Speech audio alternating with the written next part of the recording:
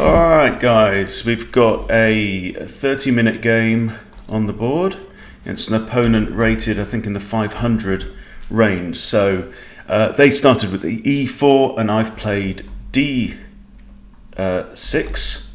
Looking at this is the Pitts, or could be Black Lion. So I need to think about already, because they've played this unusual F3 on move 2.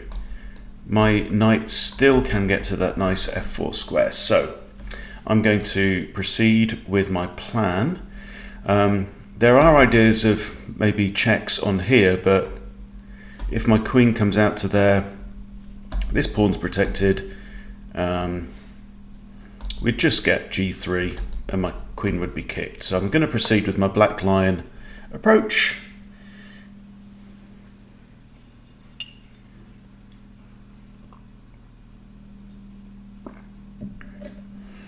I think this is an unrated game. Okay, so we've now got a kind of a pyramid structure. It's a bit like you see with the London system, but this is in front of the king, whereas with the London, it's normally on these squares. Right. One downside to this is it's blocking off the light squared bishop. So I'm going to play E5 now, so there's no threat to that square. Then I might bring my knight over, and we might think about a kingside attack. There's no point, there's nowhere really for my light squared bishop to go right now. I can't go to any of these squares. I suppose I could, if I wanted to, bring it to here. That might be flexible. It's kind of like a mirrored London then.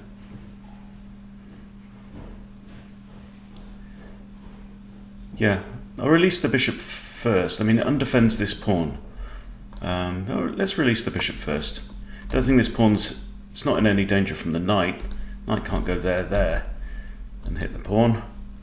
And there's no light square bishop. Ooh, okay, we've got some activity. Okay, I'm going to move my bishop here. So if pawn takes, and he wants to take my queen, I can recapture with a bishop. So I notice 3 pawn moves in the first 4 moves. Okay, I'll just play c6 and kick the bishop away. So we're looking out for what are the typical weaknesses or mistakes that people make in the 500 range. And I would expect hanging pieces and basic calculation kind of just missing, you know, it's, in terms of things like so hang on, like calculating numbers of attackers and defenders, stuff like that. So what I was thinking here is if I play a6, I've got, sorry, a5, b5, bishop goes there, pawn there, but then because I've put my bishop on here, he could simply trade off bishops. So should we simply castle now, or shall I bring my knight in? That looks solid. Sometimes the move just feels right. Okay, now he's thinking of bringing his bishop out to here or here. The first thing to ask every time your opponent makes a move is, what is my opponent's intention with that move? However, I think this is a blunder, because if you notice now, his bishop only has 1 square, and I can remove that square by playing b5. Now I have to play this straight away. If I'd have backed it up with a6 first, then he could have pushed the pawn and given himself an escape square. So I'm expecting bishop takes, pawn takes, knight takes probably. So I'm getting a bishop for 2 pawns, but my king should be able to castle this side, and so opening up the queen side is not a big problem for me. Yeah, he shouldn't let me take, because then he'll get doubled isolated pawns on the A file. Okay, that's interesting. I'm kind of inclined to capture the bishop. If I simply move my knight, I could move my knight here, or back to g8, or I can take the pawn. And this is really, really important. In fact, I can take the pawn with a knight as well. So a couple of ideas there.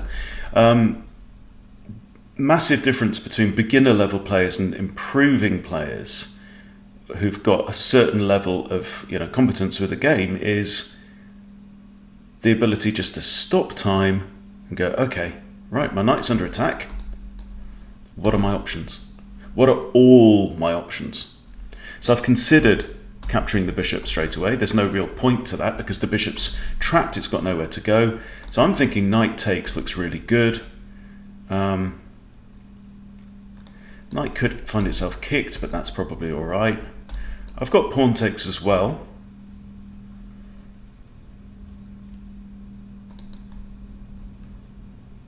Kind of like pawn takes, actually. I'm going to go with the pawn, just to exert some control over the centre. And now his bishop's still got issues. So I'm still expecting bishop takes. So he at least gets 2 pawns for his trouble. The knight takes on there as well. I've got queen a5. So bishop takes, pawn takes, knight takes, queen a5, check. From there, if the knight then can't go back to here because the queen takes knight with a fork now on the king and the rook. So that could work out quite well.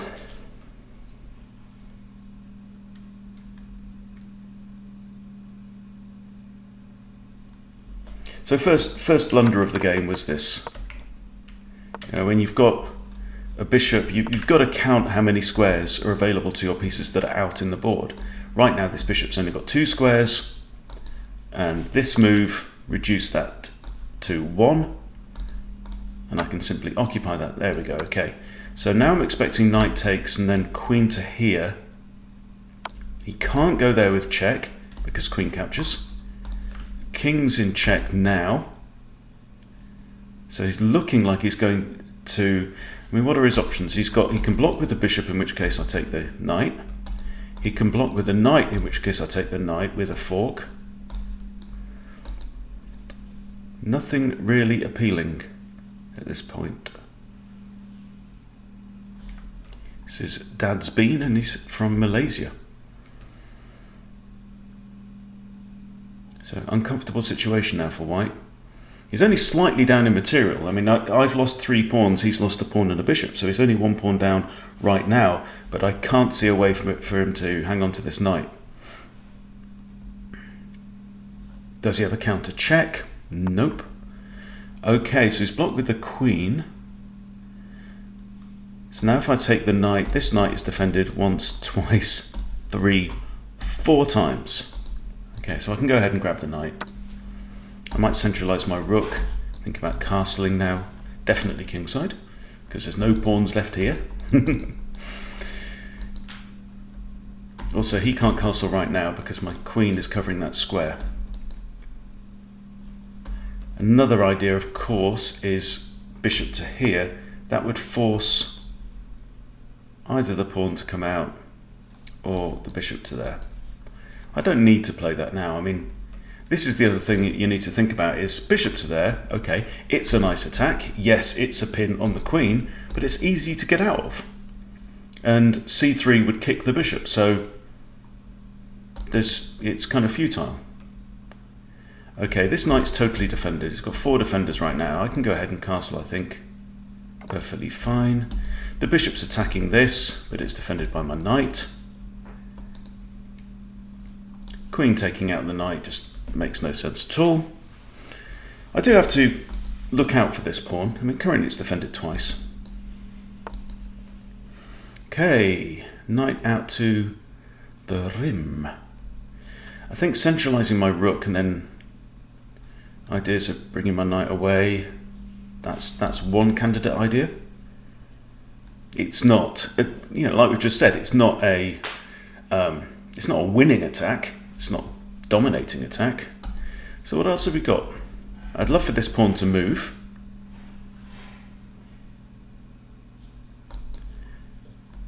So if I was to capture that pawn, say, and if he recaptures with this pawn, still bishop to here, and he simply blocks with the bishop, so no dice there. maybe this rook to d8, and then this rook maybe to c8 to put pressure on this c file. King can't castle kingside. Queenside actually makes more sense maybe right now, because he's got this kind of fianchetto bishop structure. He doesn't have a knight, and this knight is eyeing up the g5 square. I can remove that by playing h6, which kind of makes sense. Someone's just challenged me to a 3-minute game. You should know me better than that. I don't play 3-minute games.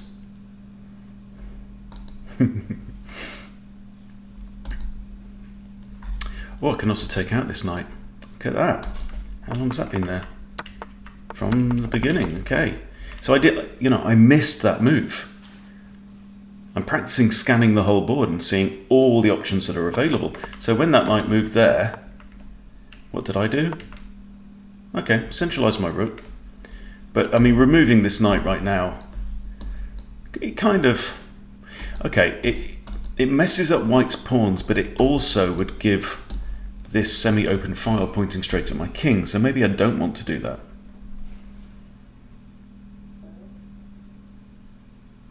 My bishop's quite a powerful piece, so maybe there's no reason to give that up right now.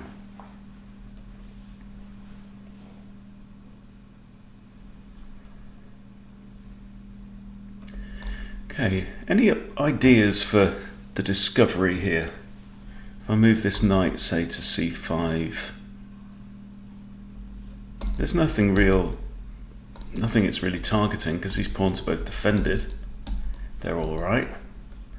It kind of improves my knight a bit, but again, because of all these pawns on the light-coloured squares, you see, when my knight moves, it's on a light square now. When it moves, it has to go to a dark square, and the next move would have to be to a light square, and there just aren't any. Right, so let's investigate this a little.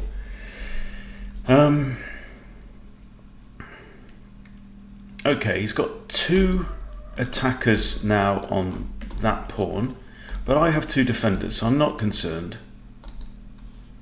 The queen isn't threatening a check.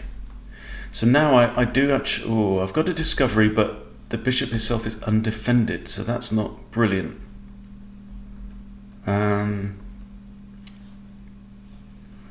There's no point in this check, because we just have c3 blocking it.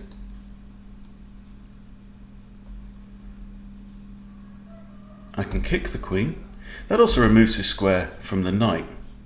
So let's say I do that. h6, queen can't go there, there, there, there, there, there, there.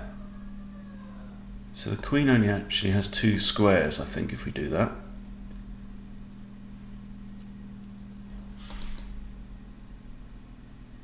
And the queen's not going to capture there for sure. Okay, so let's kick the queen.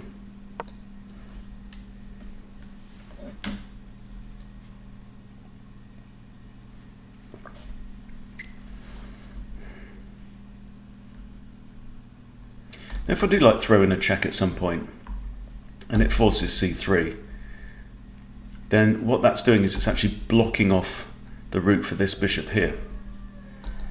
It also defends my bishop, which might be quite interesting.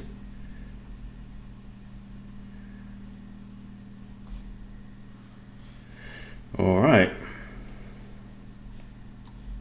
I could actually put knight to there, for example. Knight to there, it looks like it's under attack, but it's got a discovery against the queen. Right, so let's say knight here. Queen's under attack. Queen can't capture the bishop because we've got knight captures. So if we do that, then where's the queen got? Can actually go back to here now, or there. I think you maybe bring the knight around. Kind of like that. It opens up the open d file. Yeah, I like that move. Knight to here. And then I've got all my pieces crowding around my king for security. Like the best bodyguard you could have. This bishop's still undefended, so my ideas of a discovery by moving the knight are hampered.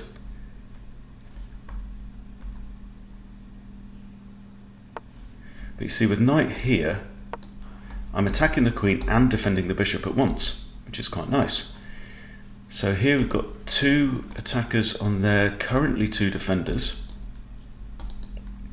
But it depends where Her Majesty goes. So she's not going there, can't go there anyway. There, she's got 2 squares really. Which of those? Okay, you've gone for that one, have you? And now I actually have a free pawn with an attack on the queen, I do believe. And it removes this square. So if knight goes there, you can't go there, there. Nothing wrong with that, I don't think. So now, for example, if I check the king, we have pawn takes, I can capture with a knight. Well, I can't right now because it's actually covered twice. Depends what the queen does.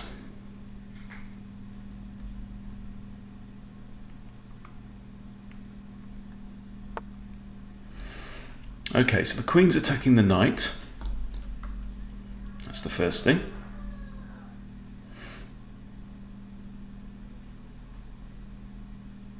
I can defend the knight by moving my bishop. It's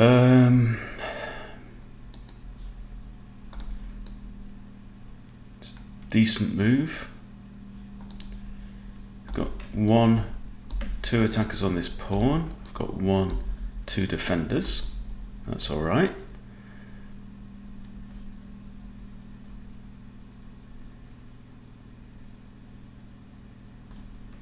I do have a check here, and I'll just prompt that.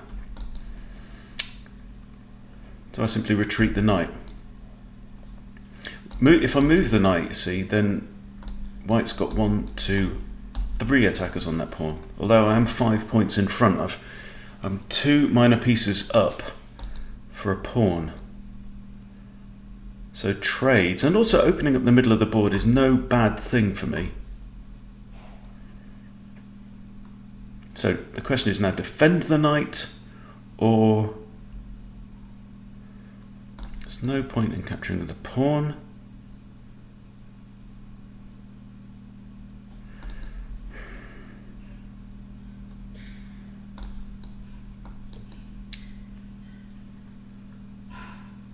This pawn's actually kind of undefended and slightly vulnerable, so maybe bishop to f5 could be a thought. Can't go there, there, doesn't make sense, there doesn't make sense. Retreating the knight will probably just prompt pawn takes, and then the knight has to move again. Knight might then move to here. I don't think that's too bad a thing. I think losing this pawn is not bad for me because the king's on that same file. So knight to here, he's got 1, 2, 3 attackers. Yes, and I've only got 2 defenders. So I move the knight again to here. I don't know. Knight to here maybe. If pawn takes, I've got knight there attacking the queen. How does that look? Pawn takes, knight attacks queen, but it's still in a defended position both ways. Let's try it. Let's give up the pawn. If bishop takes, I'll probably capture with a knight. Quite like the idea of having the king and the queen on here. Okay, so now knight to here. Don't see a problem. Okay. Got 2 attackers, 2 defenders. So right now that doesn't make sense for me to exchange. However, maybe like rook d5 takes. If bishop takes, rook wins the queen. And doubling up rooks is no bad thing.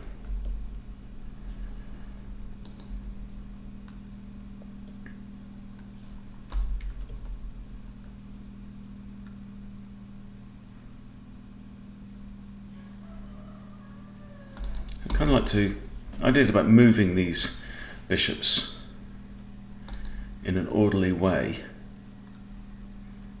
Like attack the queen maybe. I don't really want to get the queen off this file. I want to take advantage of the fact that the queen and the king are lined up together.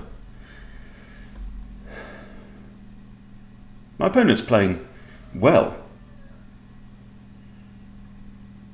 And for somebody rated 500, they're taking their time. Yes, there have been mistakes, but you expect that. I think one of the biggest ones is this guy, not castled. And he can't castle this way because my rook is guarding that square, and he can't castle this way because my queen is guarding that square. Alright, so what's this about? Okay, still 2 defenders on that pawn.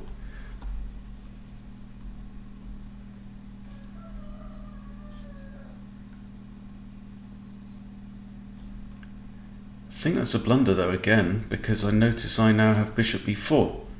Hits the queen, queen's pinned, can't move.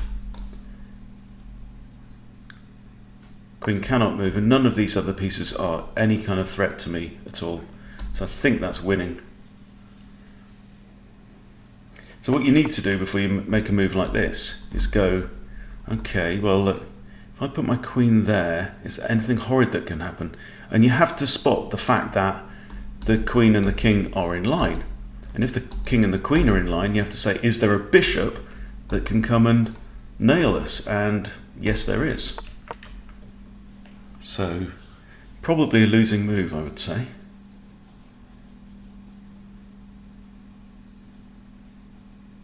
And these are, these are the basic blunders.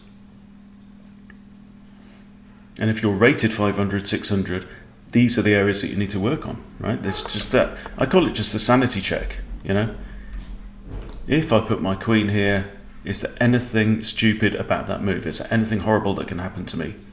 And you have to scan the board and take your time. Okay, let's take the queen. King can't recapture. King has to move. Can't go there, can't stay where he is. Okay, and now I've got a discovery when the bishop moves. There's no checkmate with the queen. I can check with the king. With the knight. Let's try that. Okay, and checkmate. Wow, of course. Covered. Queen's got that whole diagonal, and that's checkmate. Wow. Good. So there you go. Let's whiz through again quickly. This was a suspect move on move 2. Moving the f-pawn, opening up this diagonal towards the king. Bit odd. Another pawn move, so that's 3 pawn moves.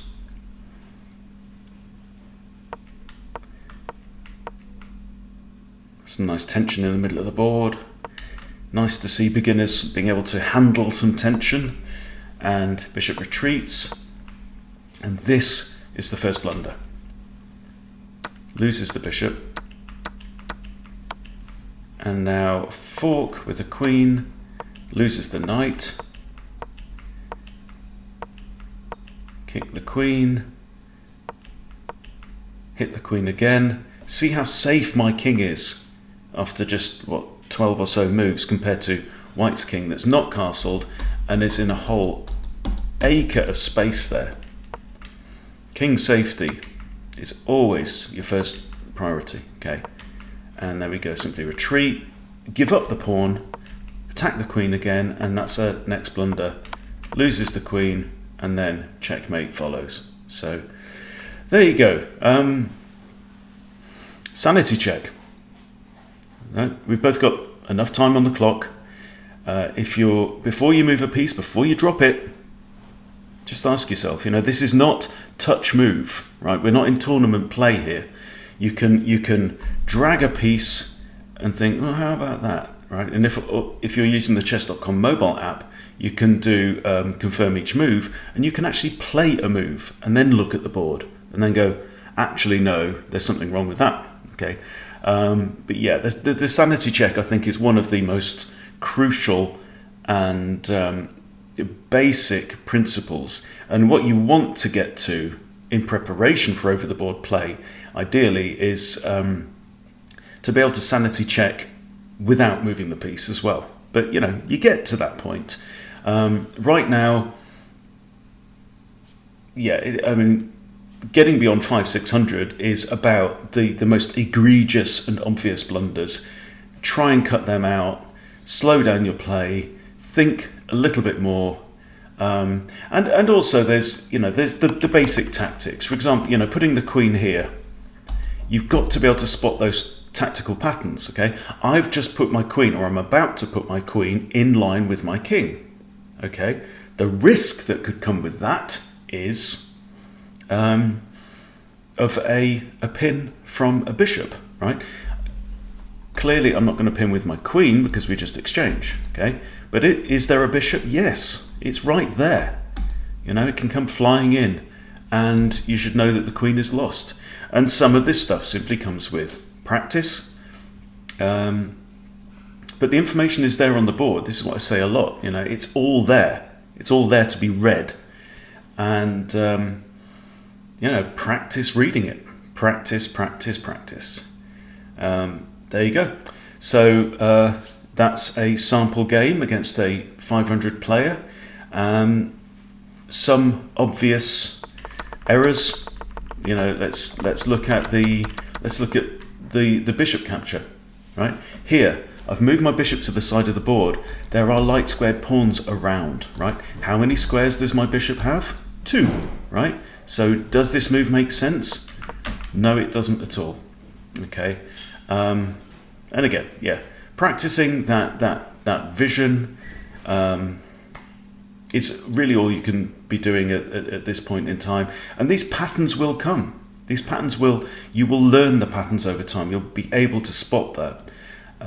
You will make fewer mistakes, but the more time you give yourself, the more generous you are to yourself to say, okay, if I do that, step back, fold your arms, have a sip of tea or coffee or whatever it is that you're drinking, you know, and say, okay. And that's the difference. That's the difference between a beginner and a grandmaster, right? That they know those patterns so intimately, and they can, a master level player can see, you know, if I do that, then that makes this more likely, and there is a tactical pattern. There's not that many different tactics in chess. The complexity comes when the tactics overlay on top of each other, and that's it. So, you know, get practicing your tactics, spot the tactics. This is a trapped piece, okay? That's one of the basic tactics. The piece is under attack and it's got nowhere to go, and that is White's own fault. He created it himself by moving this pawn there. All right, so there you go. Hope this has been useful for you. If you're in that kind of area, then, you know, just follow the basic advice. Keep practicing. Don't play blitz and bullet, because that simply doesn't give you time to spend on these moves, right? What you need to be doing is you need to be finding the best move that you can on the board at this time. But before that, probably not making blunders. So is this a blunder? It's probably, you know, when you've come up with your candidate moves, you know, should I move my pawn to b3? Is there anything wrong with that? Well, what if my opponent plays b5? What then? Oh no, my bishop's gone. Okay, that's all you can do. And yeah, I will help you through that as much as I can. But the more you play, the more you practice, the more time you give yourself, you will learn this stuff. It will work its way in. You'll learn to spot the patterns and recognize them in future games, and then you can build from there. Okay, so thank you for watching. I do appreciate your time. Please subscribe to Chess Bootcamp if you haven't subscribed, and I'll see you soon.